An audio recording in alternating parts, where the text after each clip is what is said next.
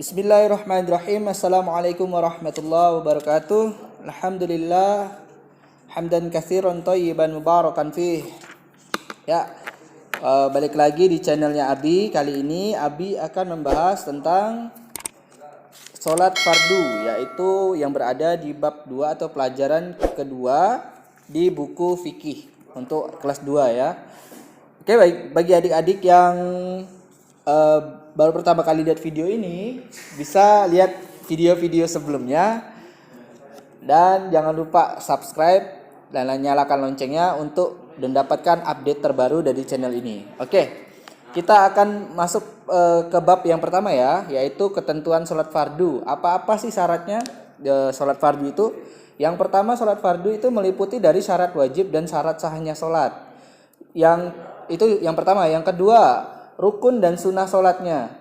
Yang terakhir adalah hal-hal yang membatalkan sholat. Jadi ada 3 poin yang harus dipahami untuk ketentuan sholat fardu atau syarat-syarat dari sholat fardu tadi. Yang pertama, syarat wajib dan syarat sah sholat. Yang kedua, rukun dan sunnah sholat. Yang ketiga adalah hal-hal yang membatalkan sholat. Oke, yang pertama kita akan masuk kepada yang pertama adalah syarat wajib sholat, yaitu apa-apa saja yang harus dipenuhi sebelum kita lakukan. Sebelum kita melakukan sholat, syarat apa aja sih yang harus kita lakukan sebelum kita melakukan sholat? Nah, yang pertama adalah kita harus beragama Islam. Jadi kalau selain agama orang yang beragama Islam, maka sholatnya tidak sah atau tidak diterima dan tidak mendapat pahala. Yang kedua, sudah balik. Apa itu balik? Balik berasal dari kata bahasa Arab yaitu balaghoh. Balagho yaitu artinya sampai. Maksudnya di sini adalah sampai dalam artian akalnya sudah sampai membedakan yang mana yang makanan, yang mana yang bukan. Jadi dia sudah mengetahui perbedaannya. Oh, ini loh makanan, ini bukan. Kalau anak bayi tidak bisa membedakannya. Jadi yang kedua adalah dia sudah balik atau sudah sampai akalnya sudah dapat membedakan. Maka dia sudah wajib untuk sholat. Namun ketika masih anak-anak, maka dia boleh dibiasakan atau diajari untuk belajar sholat dulu agar terbiasa, nanti setelah dewasa dia sudah terbiasa dengan sholat. Oke. Yang ketiga, berakal sehat. Kenapa dimasukkan ke dalam berakal sehat? Yaitu karena berakal sehat itu kalau orang yang akalnya tidak sehat, seperti orang gila atau orang yang pingsan atau orang yang tidur sampai ia bangun, ya, orang yang tidur sampai ia bangun, maka ia tidak terkena kewajiban untuk sholat. Jadi kita masuk ke bab selanjutnya, yaitu syarat sahnya sholat. Yaitu syarat sah sholat adalah perbuatan yang harus ada sebelum kita sholat. Yaitu apa saja sih syarat sah sholat kita sebelum kita melakukan sholat? Kita kerjaan apa dulu? Yang pertama adalah bersih dari hadas besar dan hadas kecil. Yaitu artinya kita harus terbebas dari hadas besar dan hadas kecil. Artinya sudah wudhu dan sudah mandi wajib bagi yang berjunub. Oke, yang kedua, bersih pakaian dan tempat dari najis. Jadi pakaian kita harus bersih, juga tempatnya juga harus suci dari najis. Yang ketiga, menutup aurat. Jadi kalau mau sholat, auratnya harus tertutup semua ya.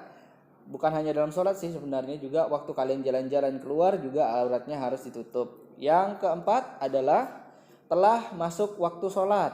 Jadi tidak mungkin kan kalian sholat zuhur di jam 7 pagi, kan tidak mungkin. Jadi sholatnya tidak sah gitu kan. Kalau belum masuk waktunya tapi kalian udah sholat duluan. Kayak misalkan kalian sholat asar di jam 2 siang gitu kan. Itu tidak sah sholatnya.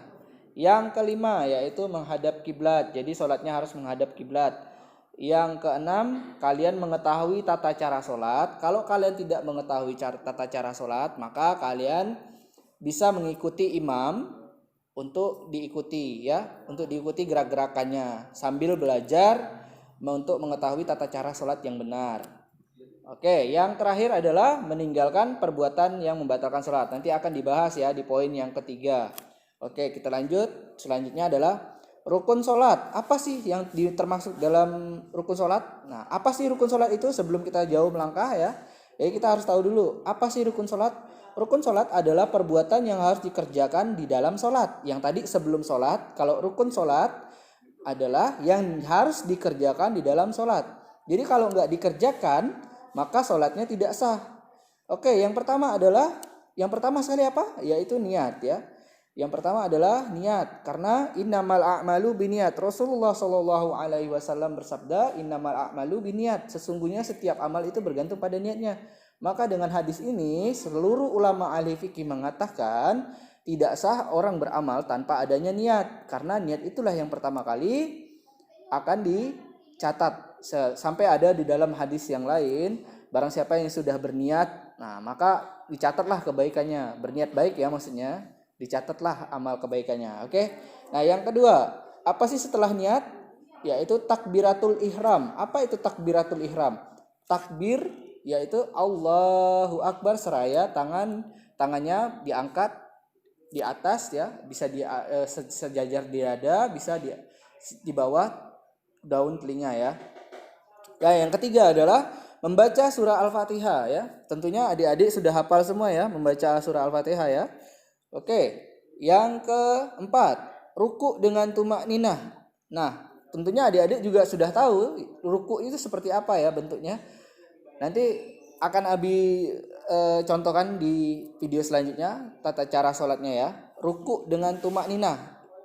Tumak ninah itu apa? Nah, ini adik-adik harus tahu ya. Kenapa? Karena tumak ninah ini penting sekali dalam sholat. Kenapa penting? Karena tumak ninah itu artinya tenang dalam setiap gerakan. Ketika kalian sholat seperti orang yang balapan ngebut, maka sholat kalian bisa tidak sah ya.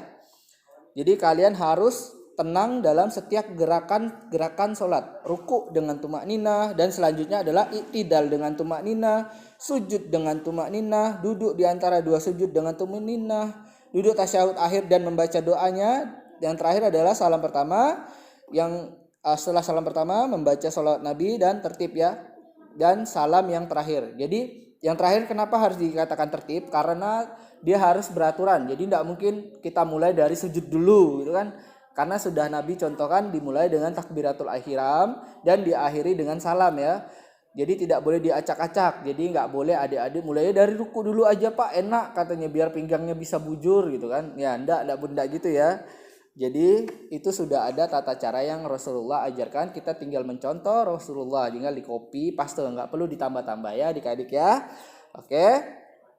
Oke, selanjutnya kita akan bahas apa? Sholat, sunnahnya sholat ya. Jadi di antara banyak ini, di antara banyak rukun sholat ternyata ada sunnahnya ya. Apa itu sunnah? Sunnah adalah yang beberapa perbuatan yang dilakukan dalam sholat, yang kalau kalian kerjakan kalian akan dapatkan pahala, yang kalau kalian tinggalkan juga tidak berdosa, tetapi lebih utama kalian kerjakan. Kenapa? Karena untuk ngerjakannya itu tidak sulit tuh, tapi pahalanya besar sekali ya. Ya, contoh yang sholat sunnahnya adalah yang pertama adalah doa iftitah. Walaupun sebagian ulama lain mengatakan doa iftitah itu wajib, tapi bagi Abi sendiri doa iftitah itu termasuk sunnah ya. Seperti apa doa iftitah? Nanti ada banyak macam ya doa iftitah itu. Ada yang membaca Allahu Akbar kabira walhamdulillahi katsira dan seterusnya. Ada yang Allahumma ba'id baini, ada yang alhamdulillah hamdan katsiran thayyiban mubarakan fih, ada yang seperti itu ya. Jadi banyak macamnya. Nanti akan kita pilih salah satu untuk wajibnya yang kalian hafalkan. Nanti akan Abi kasih contoh ya. Nanti Abi kirim di grup WA yang mana yang untuk dihafal ya.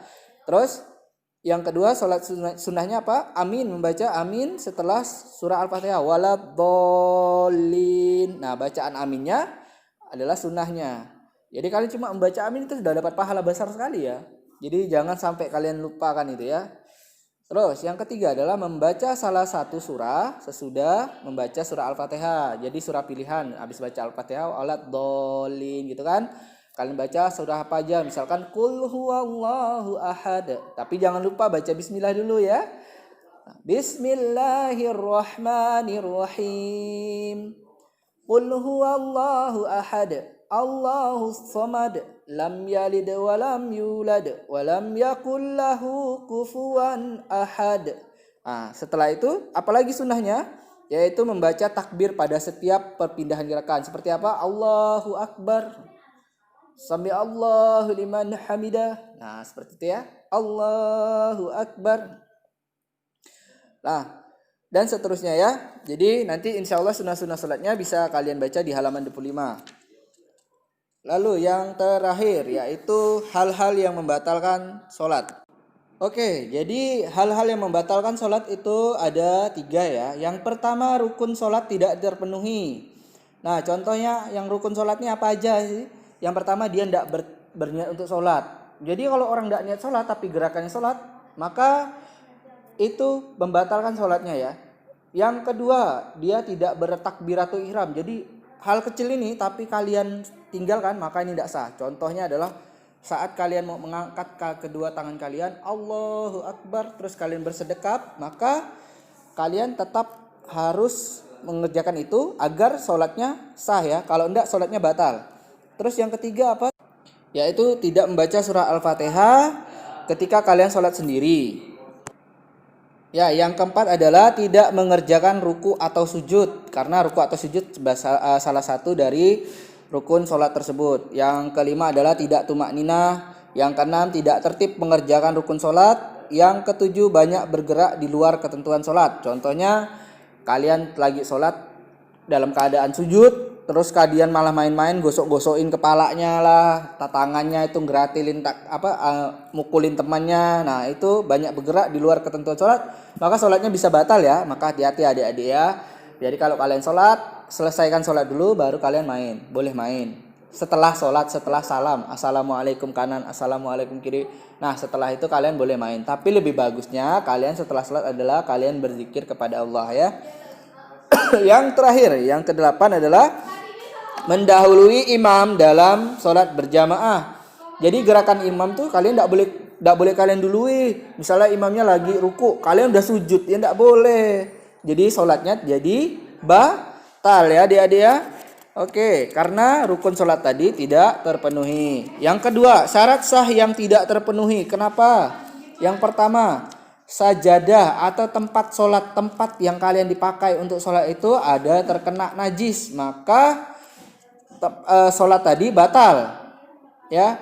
Yang kedua, auratnya tidak tertutup sempurna ketika kalian misalnya nih contoh ya, kalian pakai baju jengkis. Nah, jengkis itu bajunya apa ya? Baju ketat. Bajunya ketat sampai ketarik. Kalau misalkan kalian sujud, itu belakang kalian, punggung kalian, maka ketarik ya. Bajunya ketarik sampai kelihatan punggung kalian. Maka sholatnya tadi tidak sah. Ngerti ya? Terus atau misalkan si cowoknya ini pakai bajunya bener nih, bajunya udah bajunya panjang ya, tetapi celananya yang dipakai sampai ke atas paha, di atasnya ya. Jadi itu juga membatalkan sholat. Oke, yang ketiga, tidak berwudu padahal wudunya sudah batal. Nah, jadi yang ketiga yang biasanya tuh kalian tidak wudu terus tiba-tiba sholat langsung ikut-ikut aja, maka sholatnya tidak sah ya adik-adik. Oke. Yang terakhir, penyebab terakhir adalah karena sebab lain, yaitu sholatnya sambil tertawa, banyak bergerak di luar ketentuan sholat. Yang ketiga, berkata-kata di luar bacaan sholat. Yang keempat, makan dan minum. Jadi sambil sholat sambil makan minum ya tidak boleh ya adik-adik ya, jangan ditiru di rumah. Yang terakhir adalah sengaja membatalkan sholat. Nah, itu karena kalian sudah niat untuk membatalkan sholat, maka sholatnya dengan sendirinya sudah batal. Nah, cukup sekian video dari Abi kali ini. Mudah-mudahan video ini bermanfaat. Semangat terus walaupun belajarnya dari rumah ya. Jangan patah semangat karena ilmu itu akan menjaga kalian, sedangkan harta kalian yang jaga. Jangan lupa semangat terus untuk belajar. Abi selalu dukung, terutama belajar agama, karena belajar agama itu penting, membina akhlak itu penting sekali, akidah. Ya, subhanakallahumma bihamdika asyhadu an la ilaha illa anta astaghfiruka wa atubu ilaik. Assalamualaikum warahmatullahi wabarakatuh.